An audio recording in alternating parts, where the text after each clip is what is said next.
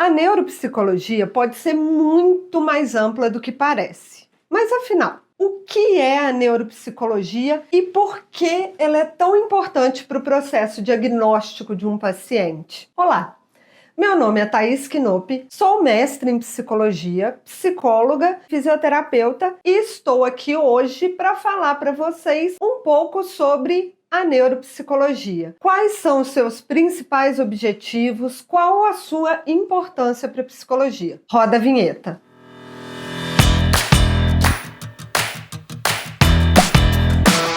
A neuropsicologia, ela é atualmente uma das áreas que mais cresce na psicologia. Quer dizer, não só na psicologia. Por quê? A neuropsicologia, ela é vista como uma ciência interdisciplinar, onde profissionais da pedagogia, da fisioterapia, da saúde de forma geral, conseguem se especializar nisso. A neuropsicologia, ela vai tentar compreender como, através do desempenho do nosso paciente, a gente consegue entender as suas funções cognitivas e sua estrutura cerebral. Por exemplo, a gente vai tentar entender qual é a estrutura que pode estar apresentando algum déficit nesse paciente através do comportamento dele. Se ele apresenta uma lentificação de pensamento ou alguma lentificação quando ele está fazendo algum teste ou quando ele está fazendo alguma coisa, a gente consegue correlacionar com qual é a estrutura que pode estar afetada desse paciente. Então a gente enxerga a neuropsicologia como uma ciência que vai estudar a relação entre estrutura, função do sistema nervoso central, os aspectos cognitivos, as funções cognitivas e o desempenho desse paciente. Na psicologia como um todo, a gente trabalha com construtos abstratos, ou seja, memória, atenção, linguagem. E esses construtos abstratos, a gente tem muita dificuldade em medi-los. Quando a gente pensa, por exemplo, em uma lesão encefálica, ou quando a pessoa tem um acidente de carro, ou quando a pessoa fez uma cirurgia, quando a pessoa tem algum tipo de acidente, ela tem uma lesão encefálica. Na neuropsicologia, a gente vai tentar entender o que essa lesão encefálica fez através do comportamento do paciente. Como que ele vai falar, como ele vai se comportar, e a gente vai tentar fazer essa correlação. Como que a gente faz isso? A gente faz através da observação clínica, da anamnese e dos testes e tarefas neuropsicológicas. Hoje em dia, a neuropsicologia é uma das áreas mais procuradas pelos profissionais, porque agora também a gente tem um interesse genuíno e até bem maior no diagnóstico das pessoas. Mas aí às vezes as pessoas perguntam, tá, para que eu preciso diagnosticar? Quando a gente pensa num processo diagnóstico, a gente não pensa em colocar o paciente numa caixinha, falando, o paciente tem TDAH, o paciente tem TEA, o paciente tem dislexia, seja lá o que for. A gente pensa que quando a gente tem um processo avaliativo neuropsicológico bem feito, a gente consegue mostrar para o paciente o que pode estar deficitário, o que o paciente pode ter de comprometido para que a gente consiga fazer e promover intervenções. A avaliação neuropsicológica, ela é feita em diferentes estágios do desenvolvimento e da vida. Ou seja, a gente tem avaliação desde pré-escolares com bebês até os super idosos, que a gente chama, que são os idosos com mais de 80 anos. Quando a gente vai lá para os bebês, a gente, Thaís, nossa, mas não é muito cedo para pensar em um diagnóstico tão novinho quando bebê? Mais ou menos. Por quê? Quando a gente tem um diagnóstico precoce, a gente também tem uma intervenção precoce. Se a gente consegue falar o que está errado antes, a gente consegue intervir e esse bebê vai ter uma qualidade de vida bem melhor. Quando a gente tem crianças acima dos 6 anos, até aí os 18, vou colocar todos aqui, a gente já passa para uma outra fase. É importantíssimo a gente saber a base das funções cognitivas. A gente tem que entender que as fases do desenvolvimento, elas têm suas peculiaridades. Então, como eu disse, no bebê a gente vai avaliar mais os marcos do desenvolvimento. Na criança, a gente vai ter um outro processo. A gente não avalia os marcos do desenvolvimento. A gente pergunta para a mãe, tanto no pré-escolar quanto no de crianças, como foi a gestação, como é o processo dessa criança na escola, como é a interação social, a rotina da própria criança, isso é muito importante. Na avaliação infantil, a gente tem uma outra parte que, além do processo de entrevista com o informante, o psicólogo vai até o colégio, até a escola dessa criança, e ele vê a criança num ambiente que não é o consultório, que é um ambiente controlado, que a criança sabe que está sendo observada. Na escola, não. Além da visita, a gente conversa com os pais, obviamente, com os professores, com os informantes que estão ao redor dessa criança, para que eles consigam trazer para a gente informações que às vezes a própria criança não conseguiu ou não quis falar, e trazer para a gente informações que podem não ter sido ditas pelos pais. Como que essa criança no colégio, ela é igual à criança que é no consultório? Ela é igual à criança que é em casa ou não? São crianças diferentes. Que às vezes o professor fala, nossa, não, aqui no colégio ele é um anjo. E aí vai ver em casa, nossa, ele não para um minuto. Então, o que está dando essas divergências? Isso tudo é analisado. Na avaliação do adulto, a gente tem uma outra particularidade, que a rotina do adulto, ela é diferente. Às vezes a gente tem uma pessoa que trabalha em 2, 3 empregos, a gente não consegue ir até o emprego dessa pessoa para ver ela no ambiente de trabalho. Então a gente tem os relatos dos informantes, que às vezes trabalham com a pessoa, o relato da própria pessoa. No adulto, a gente também tem um pouco mais de um viés, que é a pessoa pode tentar manipular a gente ou por querer ou sem querer, por querer agradar, por querer ser aceita. Então tudo isso a gente tem que ficar de olho. Na avaliação com idosos, a gente não vai prestar tanta atenção, por exemplo, na gravidez da mãe, porque às vezes o idoso não vai ter uma clareza sobre isso. Mas no idoso, a gente tem uma coisa que é muito importante, que é a reserva cognitiva, que é o quanto de experiência de vida, aprendizagem formal, anos de escolaridade, aprendizagem informal e ocupação, atividade laborativa, que esse idoso teve durante toda a vida. Então a gente vai ter que entender como foi a vida desse idoso, e aí obviamente a gente não vai na casa dele, a gente vai ter entrevista com os informantes, mas a gente vai ter que fazer uma avaliação muito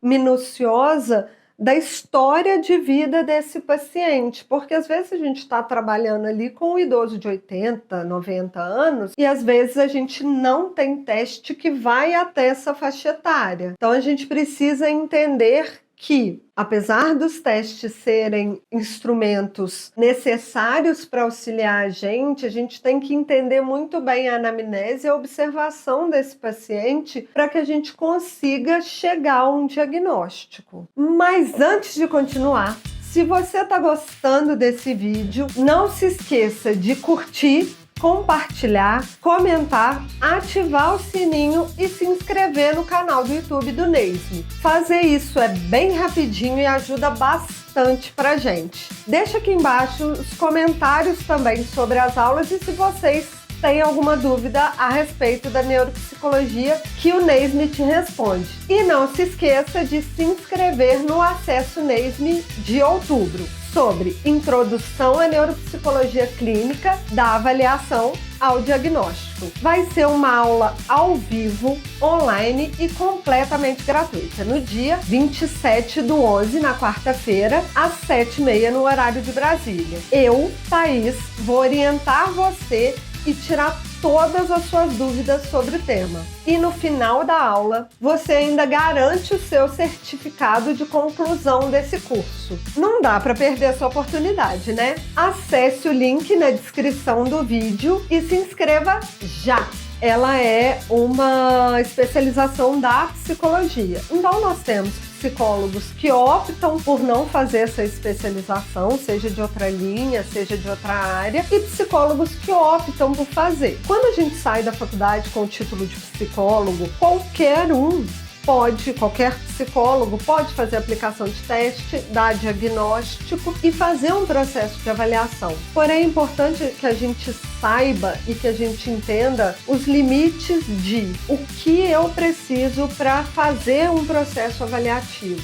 O que eu preciso para fazer uma avaliação neuropsicológica? Eu preciso ter um embasamento muito bom. A faculdade não dá isso para o psicólogo. Então, é por isso que a gente está sempre buscando pós-graduações na área. Existem psicólogos que não querem fazer esse tipo de processo, mas que entendem a necessidade desse processo. Então, o psicólogo vai e encaminha o seu paciente para um neuropsicólogo, para uma pessoa que faz esse processo, para conseguir entender. E nesse caso, principalmente nesse caso, nós que vamos fazer a avaliação desse paciente, a gente anda muito lado a lado com o psicólogo, porque o psicólogo que está toda semana com esse paciente, psicólogo que conhece mais esse paciente, ninguém melhor do que ele para auxiliar a gente nesse processo avaliativo. Ele não vai fazer a avaliação, mas ele vai ser uma fonte de informação gigantesca. A gente costuma achar que a clínica sobrevive sem a pesquisa e a pesquisa sobrevive sem a clínica, mas isso não existe. A gente precisa da pesquisa para a gente conseguir entender quais são os testes, como eles vão ser feitos, o que funciona, o que não funciona, e a gente precisa da clínica. A pesquisa precisa da clínica para entender na vida real o que esse paciente precisa. Essa é uma das áreas que a neuropsicologia pode atuar. Pesquisa. A clínica, como eu já havia falado, a gente também tem a neuropsicologia forense, por exemplo, que aí a gente vai trabalhar com as questões legais. A neuropsicologia do esporte, pensando mais no atleta. Nós temos também hoje a reabilitação neuropsicológica, onde após a avaliação neuropsicológica, a gente tem todo um laudo onde a gente vai mostrar os déficits desse paciente, o que tá bom, o que tá ruim, as forças e fraquezas, né, que a gente chama desse paciente. O profissional que atua com a reabilitação, ele vai pegar esse material e atuar diretamente na estimulação e na reabilitação mesmo das funções cognitivas que estão afetadas. Tá bom, Thaís. Mas na vida real, como que acontece esse processo avaliativo? O paciente melhora? Me conta mais. Eu tive uma paciente que nessa época ela tinha mais ou menos uns 27, 28 anos. Era uma paciente que já estava comigo em terapia havia um tempinho, e a gente começou a perceber algumas mudanças bruscas de comportamento dela. Teve um dia que ela apareceu no consultório, eu atendo presencial, 8 horas, 9 horas da manhã, com um vestido muito chamativo, a unha pintada de vermelho, vários acessórios dourados, grandes, cabelo pintado, muito maquiada. Ela apareceu lá às 10 horas da manhã para a sessão de terapia dela. Eu achei estranho porque não era ela, assim, né? Ela não parecia a mesma pessoa, mas eu guardei aquilo, anotei. Depois, ela começou a fazer algumas coisas muito impulsivas. Na época, eu e o psiquiatra dela discutimos sobre um TDAH, alguma possibilidade assim. O psiquiatra dela indicou a avaliação neuropsicológica, avaliação formal. E ela já tinha um vínculo comigo, resolveu fazer a avaliação comigo. Me lembrei desse fato e aí fiz todo o processo. E durante o processo, ela ia um dia desse jeito, bem cheguei mesmo. Aí teve um dia que ela apareceu com a jaqueta amarela, bem maquiada, tudo isso de manhã.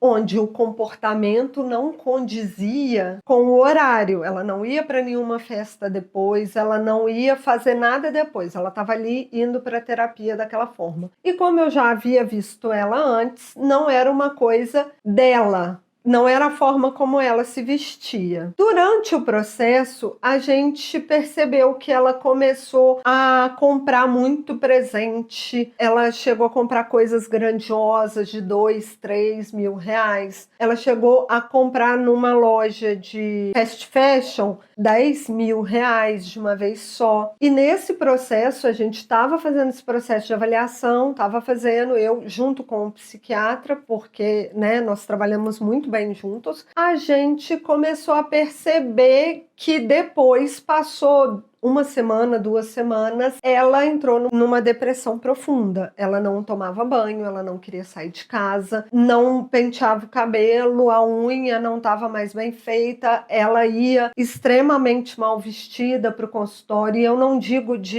tá brega, não. Mal vestida, com roupas sujas, já era uma hipótese, mas a gente percebeu que ela tinha ciclado.